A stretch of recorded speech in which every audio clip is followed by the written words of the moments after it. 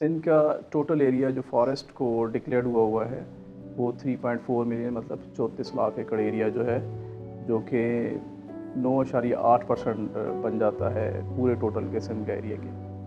जिस तरह climate change हो रहा है, तो जो 1990s में रिपोर्ट आई थी हमारे 3 इकोसिस्टम फॉरेस्ट के, खासकर मैं मैंग्रोव की बात करूँगा, कि जिसका एरिया उस वक्त 2 लाख एकड़ था जहाँ पे ट्री कवर मौजूद था।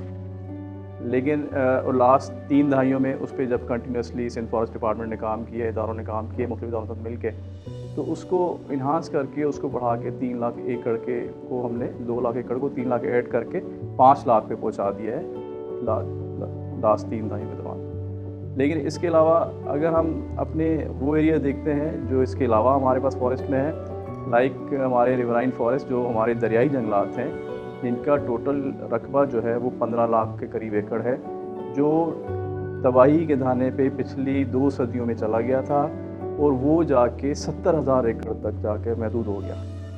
उन ज़मीनों के अंदर मुख्तलिफ़ किस्मों के लोगों की एक्टिविटीज़ हो गई, उन्होंने फसलें लगाना शुरू कर दी, और एक हमारी 1-2 फॉरेस्ट पॉलिसीज़ ऐसी आ गई एग्रो फॉरेस्ट्री पॉलिसी के तहत, जिनके तहत वो ज़मीनें हमारी एग्रीकल्चर ज़मीनों में तब्दील हो गई। अब खुशकिस्मती से मैं इसमें एक इजाफ़ा कर दूँ कि पिछले 3 सालों के अंदर, 3.5 साल के अंदर उनके अंदर इजाफ़ा किया जा रहा है। मुख्तलिफ़ प्रोग्राम सिंध गवर्नमेंट के फेडरल के साथ मिल के, जैसे कि ग्रीन पाकिस्तान प्रोग्राम के तहत उसके अंदर इजाफ़ा किया गया, और वो 70 को हमने, हमारा टारगेट था कि 2022 से हम 40,000 एकड़ का उसमें इजाफ़ा कर दें, तो माशाल्लाह हमने अभी वो 70 को हमने अभी 1,10,000 में पहुँचा दिया। तो इस तरह हमारा जो टोटल रकबा बनता है 15 लाख, उसमें से हमारे पास 1,10,000 के ऊपर फॉरेस्ट कवर रिवराइन में या दरियाई जंगलात में वो फॉरेस्ट वापस रिवाइव हो गए। इसी तरह हम तीसरे इकोसिस्टम की बात करते हैं। हमारा तीसरा इकोसिस्टम जो है वो रेंज लैंड्स या वो हमारे रेगिस्तान है, जहाँ पे लोग डेजर्टेड एरिया भी हम उसको कहते हैं। वो कराची करीब भी है, हमारा कराची से हैदराबाद का एरिया भी उसके अंदर आता है। उसके अंदर मीरपुर ख़ास का जो है थरपारकर का एरिया है, वो जो डेजर्टेड एरिया है, तो टोटल वो हमारे पास रकबा बनता है 11 लाख एकड़ के करीब है। तो उसके अंदर जो हमारी फिगर हमारे पास है कि हमारे पास 2.5-3 लाख के करीब उसके अंदर हमारे पास कवर्ड एरिया है, बाकी वो डेजर्ट है। और अब पिछले 3 साल के अंदर हमें टारगेट किया था हमने 3,500 या 3,500 से 4,000 तक एरिया हम कवर करेंगे, तो माशाल्लाह हमने वो 3,500 एकड़ एरिया कवर कर लिया।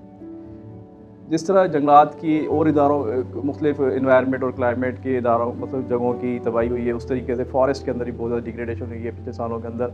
और जैसे जैसे आबादी बढ़ती गई, तो आबादी का इन्हिसार जंगलात की कटाई के ऊपर ज़्यादा हो गया। लोगों ने जंगलात की ज़मीनों को काट के वहाँ पे फसलें लगाना शुरू कर दी, और ताकि अपनी ज़रूरत को पूरा कर सके। फिर गवर्नमेंट इसके हवाले से सोचा और अपनी पॉलिसियों को चेंज किया, और 3 साल पहले वो जो पॉलिसी थी एग्रो फॉरेस्ट्री की, उसको ख़त्म कर दिया गया।